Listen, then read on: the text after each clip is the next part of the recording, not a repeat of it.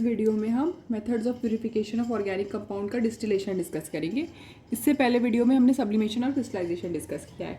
तो देखिए डिस्टिलेशन किसके लिए, अब देखिए सेपरेशन का जैसे हमने कहा था अलग अलग इम्प्योरिटीज़ के हिसाब से और अलग अलग लिक्विड्स के हिसाब से हम मेथड्स डिस्कस करते हैं। अब डिस्टिलेशन देखिए किसके लिए होगा, अगर आपके पास एक ऐसा है कि लिक्विड वॉलेटाइल है, वॉलेटाइल मतलब जो उड़ जाएगा और उसके साथ इंप्योरिटी नॉन वॉलेटाइल है, तो आप कर सकते हो ऑब्वियसली, क्योंकि लिक्विड अगर उड़ गया तो उसका इंप्योरिटी बाहर रह गया, बस आप इसे कंडेंस कर लेंगे लिक्विड को।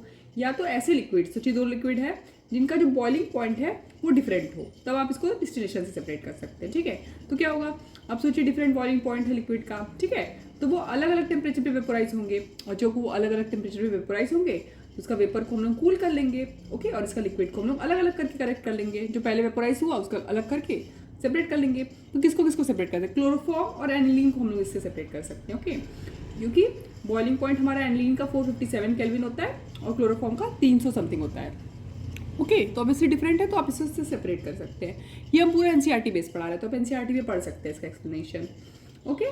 अब देखिए ये जो लिक्विड मिक्सचर अब कैसे सेपरेट करेंगे, ऑब्वियसली ऐसा तो नहीं कि जैसे बोल रहे उतना आसान तो होता नहीं, हम लोग को पूरा सेटअप लगाना पड़ता है ना। तो हम लोग जो ये मिक्सचर होता है, अगर सोचिए अलग अलग बॉइलिंग पॉइंट, उस मिक्सचर को राउंड बॉटम फ्लास्क में लेते हैं, ओके, और फिर उसको हम लोग हीट करते हैं, बहुत आराम से हीट करते हैं, ऐसा नहीं कि बहुत ऐसे तेज कर देंगे अचानक, आराम से हीट करते हैं। और जब वो बॉयल होता है तो ऑब्वियसली तो बहुत कॉमन सेंस की बात है कि दो अलग अलग बॉइलिंग पॉइंट है, ठीक है, तो लोअर वाला पहले वेपराइज हो जाएगा, ओके, तो उसका वेपर पहले होगा, तो उस वेपर को हम लोग कंडेंसर से कंडेंस करके फिर उसको रिसीवर में कलेक्ट कर लेते हैं, ओके, और उसके बाद जो हायर बॉइलिंग है वो बाद में बनता है, फिर उसको बाद में कलेक्ट करते हैं, तो इससे हमने सेपरेट कर दिया। अब देखिए ये हुआ एक हमारा सिंपल डिस्टिलेशन जो हमने पहले लोअर क्लासेस में पढ़ा होता है। इसका स्पेशलिटी है यहाँ पे अभी हम लोग जो पढ़ेंगे उसका नाम है फ्रैक्शनल डिस्टिलेशन, ओके।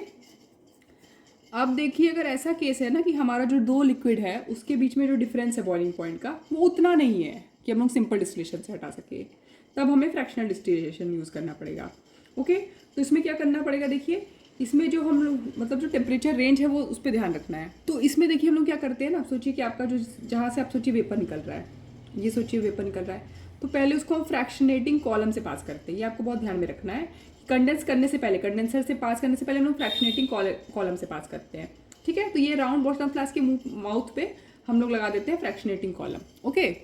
तो इससे क्या होता है ना कि आप सोचिए आपने फ्रैक्शनेटिंग कॉलम तो लगा दिया, अब यहाँ पे दो मतलब एक हायर बॉइलिंग पॉइंट है, एक लोअर बॉइलिंग पॉइंट है, तो जो जिस लिक्विड का सोचिए हायर बॉइलिंग पॉइंट है जो वो पहले कंडेंस हो जाएगा, ओके, मतलब लोअर बॉइलिंग दो लिक्विड थे ना, हायर और लोअर, तो हायर वाला पहले कंडेंस हो जाएगा। तो इसलिए जो वेपर्स सब सोचिए यहाँ से वेपर्स राइज कर रहे हैं ना, जो वेपर सोचिए जो राइज कर रहा है फ्रैक्शनेटिंग कॉलम में, उसमें वोलेटाइल कंपोनेंट ज़्यादा होगा, ये आपको ध्यान में रखना है, वोलेटाइल कंपोनेंट वेपर्स में ज़्यादा हो जाएगा, फिर वो फ्रैक्शनेटिंग कॉलम से ऊपर चला जाएगा, उसमें वोलेटाइल कंपोनेंट ज़्यादा है, ओके।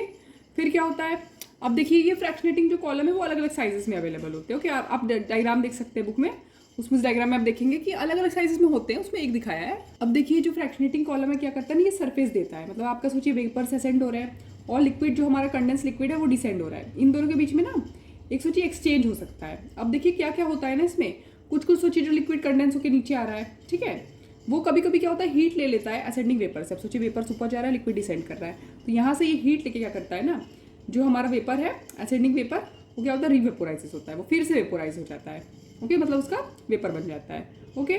तो लेकिन आपको ये पता होना चाहिए ना कि जो वेपर्स है वो लोअर बॉइलिंग कंपोनेंट से रिच हो जाते हैं, ओके, फिर ये कॉलम के ऊपर ऊपर ऊपर ऐसे जाते रहते हैं, ओके।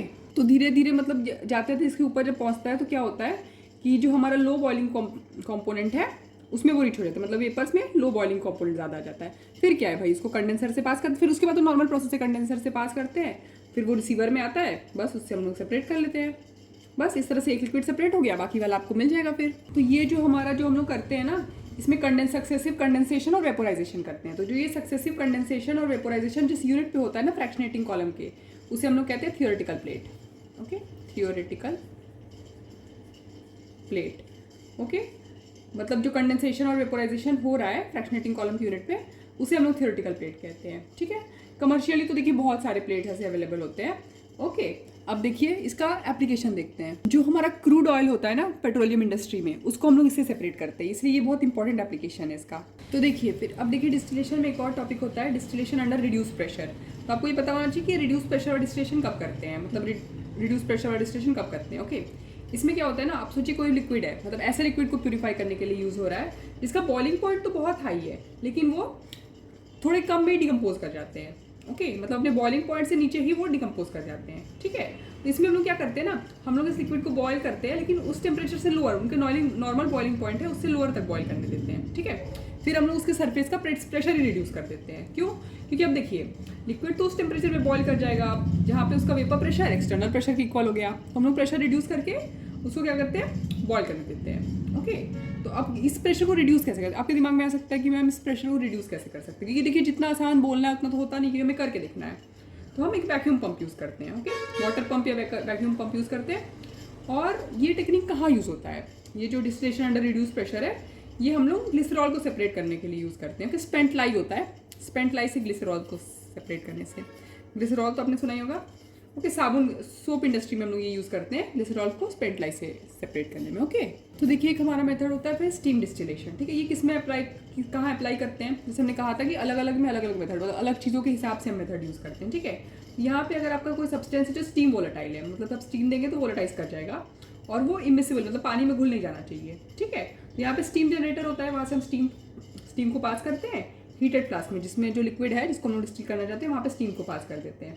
ठीक है, तो यहाँ पे क्या होता है, जो हमारा मिक्सचर ऑफ स्टीम, मतलब स्टीम का मिक्सचर और वोलेटाइल ऑर्गेनिक कंपाउंड जो होता है वो कंडेंस होता है, और उसे हम लोग कलेक्ट कर लेते हैं। फिर बाद में हम सेपरेटिंग फनल यूज़ करते हैं और उसको उसके बाद सेपरेट कर लेते हैं। देखिए अपने सेपरेटिंग फनल हमने बीएससी में देखा है, वैसे आप बुक में देखेंगे तो आपको फोटो मिल जाएगा उसका कि कैसा होता है। वैसे ऐसे देखने के लिए, ऐसा नहीं कि आपसे वर्किंग वगैरह करवा के कोई पूछ लेगा। तो पर आपको ये ध्यान में रखना है ना कि स्टीम डिस्टिलेशन में जो हमारा लिक्विड होता है ना, जिसको हम लोग सेपरेट कर रहे हैं, वो तब बॉयल होता है ना जब हमारा सम ऑफ वेपर प्रेशर, मतलब ऑर्गेनिक लिक्विड का वेपर प्रेशर और पानी का वेपर प्रेशर दोनों बराबर हो जाते हैं एटमॉस्फेरिक प्रेशर पे। ये आपको बहुत ध्यान में रखना है। ओके, जब हमारा एटमॉस्फेरिक प्रेशर के बराबर कौन होता है? ऑर्गेनिक लिक्विड का प्रेशर और पानी का प्रेशर। ठीक है, तब ये वेपराइज करता है। और ये कब वेपराइज करता है? जो ऑर्गेनिक लिक्विड है वो बॉइलिंग पॉइंट से कम टेम्परेचर में ही वो वेपराइज कर जाएगा। ठीक है, तो इसमें क्या होगा कि अगर आप सोचिए कि हमारा एक मिक्सचर, मतलब एक पानी है, ठीक है, मतलब सब्सटेंसेस जो हमारे मिक्सचर में है वो पानी है, और दूसरा वाला है जो पानी में घुल नहीं सकता है। तो जो मिक्सचर होगा ना वो बॉयल होगा 373, मतलब जो बॉइलिंग पॉइंट है पानी उसके नीचे में बॉयल हो जाएगा।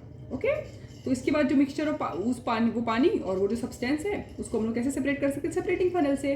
तो एग्जाम्पल देखिए इसमें बहुत ध्यान में रखना है। ठीक है, एनिलीन को इससे सेपरेट कर सकते हैं, एनिलीन वाटर मिक्सचर से एनिलीन को इससे सेपरेट कर सकते हैं। ओके, तो ये हमारा स्टीम डिस्टिलेशन हो गया। इसके बाद हम डिफरेंशियल एक्सट्रैक्शन और क्रोमैटोग्राफी देखेंगे अगले वीडियो में। Thank you.